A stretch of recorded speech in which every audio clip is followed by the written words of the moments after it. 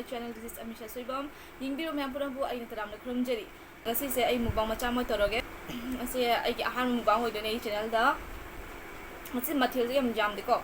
Ay na nga thum siga thoi thum leire siga pani number leire siga machi da sum chick na chips ni nga thum le sa ro ya chaning dare. Okay, so as how do you want to mayam ay channel subscribe to biramo video si like to biramo aduga comment to biramo mayam dudi mukbang se hausa lagi ko sa atin mga isam si ya so ay hausa ay haura ke cha base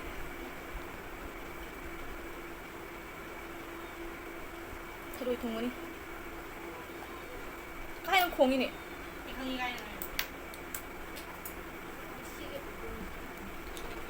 throy se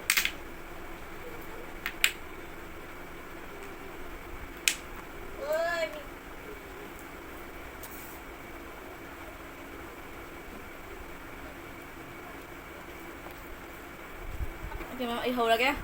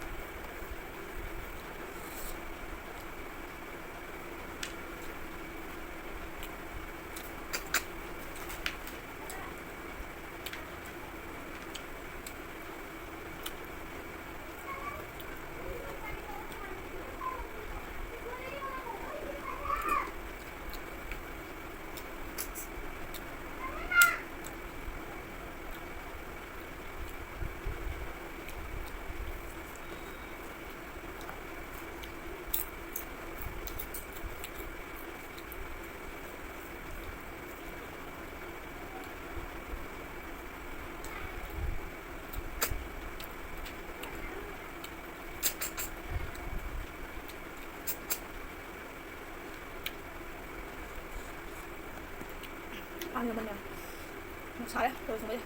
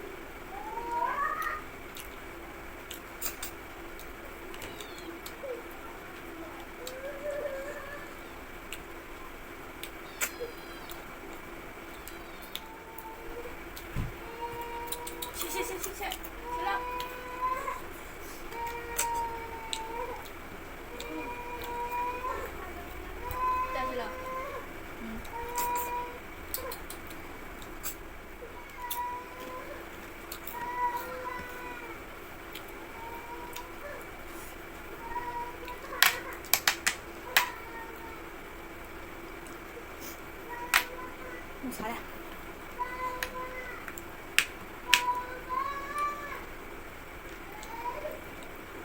có thằng nào mà định làm một cặp gì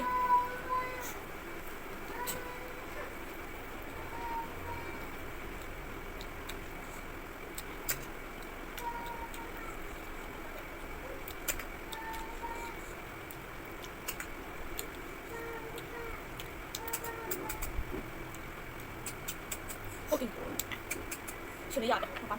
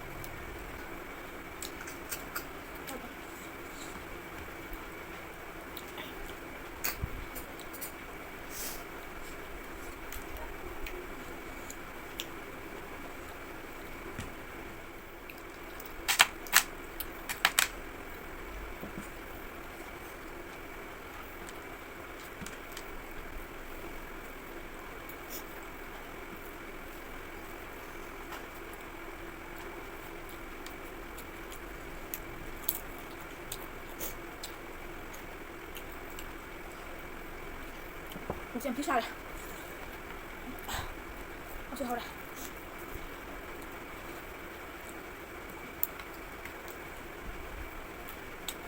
ꯄꯥꯟ ꯏꯔꯣꯟꯕꯅ ꯍꯧꯕꯅꯦ ꯆꯣꯏ ꯊꯣꯡꯕꯅ ꯍꯧꯕꯅꯦ ꯍꯧꯔꯦ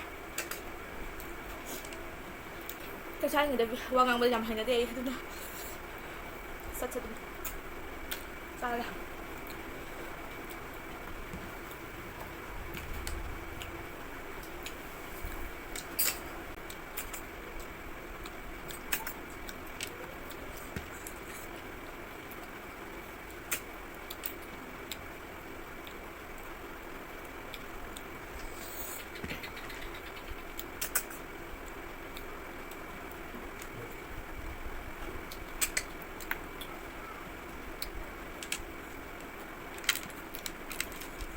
ꯑꯁꯤꯅ ꯇꯨꯞꯂꯤꯕ ꯁꯤꯡꯗꯨꯅꯦ ꯑꯇꯣꯞꯄ ꯃꯈꯥꯗ ꯃꯣꯏꯒꯤ ꯌꯥꯝ ꯊꯤ ꯁꯥꯔꯦ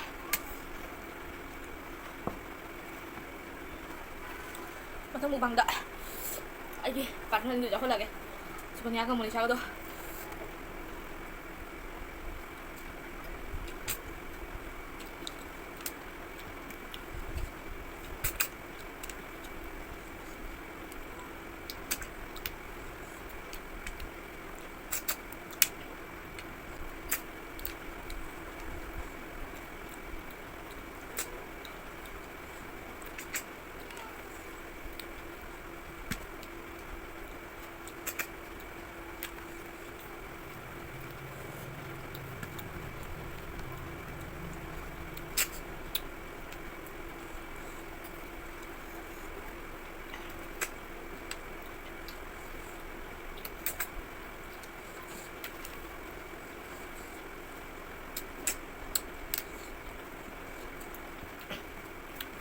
ꯆꯥꯕ ꯂꯣꯏꯁꯤꯟꯒꯔꯦ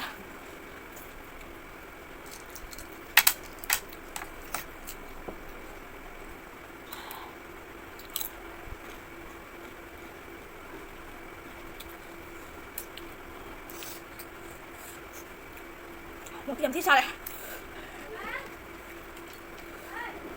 ꯂꯣꯏꯔꯛꯄꯗ ꯊꯔꯣꯏꯁꯤ ꯃꯆꯤꯟ ꯊꯤꯛꯁꯤꯀꯣ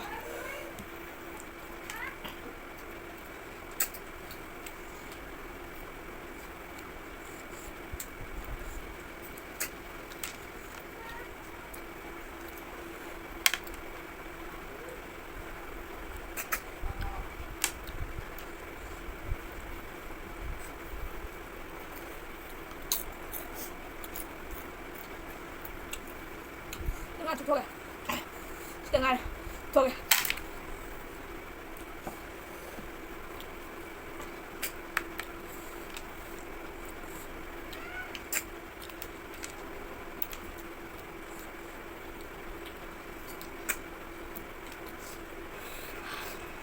lagi saja.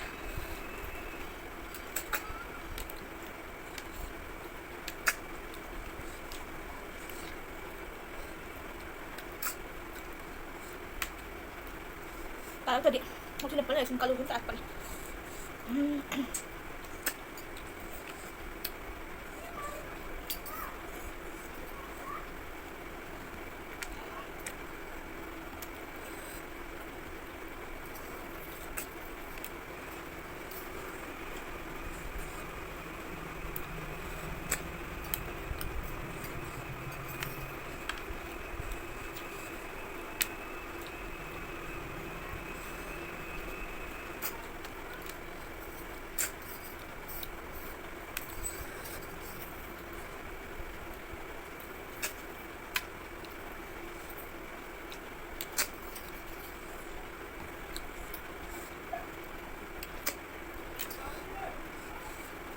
Last throw niya.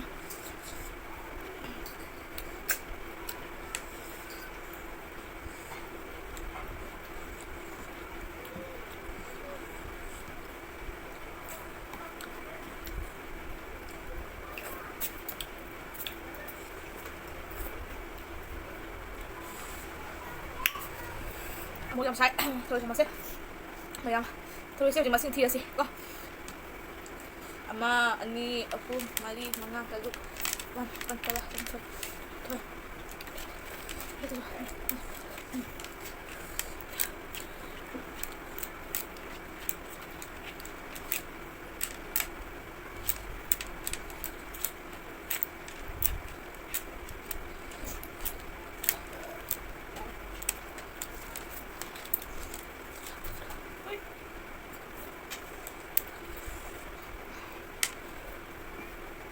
ꯃꯌꯥꯝ ꯃꯨꯇ꯭ꯔꯥꯍꯨꯝꯗꯣꯏ ꯃꯨꯇ꯭ꯔꯥꯃꯔꯤ ꯍꯥꯏꯗꯤ ꯊꯔꯣꯏꯗ 74 ꯊꯔꯣꯏ ꯆꯨꯞꯄꯦ ꯑꯩꯅ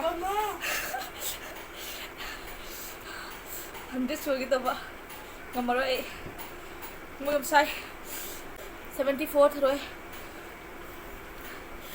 ꯍꯥꯎꯔꯦ ꯌꯥꯝꯅ ꯑꯗꯣ ꯃꯇꯥꯡꯁꯤꯗ ꯚꯤꯗꯤꯑꯣꯁꯦ ꯂꯣꯏꯁꯤꯟꯖꯔꯒꯦ ꯆꯥꯛꯁꯨ ꯂꯣꯏꯔꯦ ꯍꯥꯎꯔꯦ ꯄꯨꯛ ꯊꯜꯂꯦ ꯑꯗꯣ ꯑꯩꯒꯤ ꯑꯍꯥꯟꯕ ꯃꯨꯛꯕꯥꯡ ꯑꯣꯏꯕꯅꯤ ꯑꯩꯅ ꯀꯔꯤꯒꯨꯝꯕ ꯑꯁꯣꯏ ꯑꯔꯥꯛ ꯌꯥꯎꯈ꯭ꯔꯁꯨ ꯉꯥꯛꯄꯤꯒꯅꯦꯅ ꯈꯟꯖꯩ ꯉꯥꯛꯄꯤꯒꯅꯤ ꯊꯥꯖꯩ ꯑꯗꯨꯅ ꯚꯤꯗꯤꯑꯣꯁꯦ ꯁ꯭ꯋꯥꯏꯁꯦ ꯂꯣꯏꯁꯤꯟꯖꯔꯦ ꯃꯣꯔꯣꯛ ꯁꯥꯕꯅ ꯂꯣꯏꯔꯦ ꯑꯩ ꯃꯣꯔꯣꯛꯁꯦ ꯌꯥꯝ ꯆꯥ ꯉꯝꯗꯦ ꯃꯊꯪꯗ ꯑꯇꯩꯁꯨ ꯃꯊꯦꯜ ꯃꯌꯥꯝ ꯇꯧꯔꯒ ꯃꯨꯛꯕꯥꯡ ꯑꯃꯁꯨ ꯃꯊꯪ ꯃꯨꯛꯕꯥꯡ ꯑꯇꯩꯁꯨ ꯇꯧꯖꯔꯛꯀꯦ okay tata bye bye thank U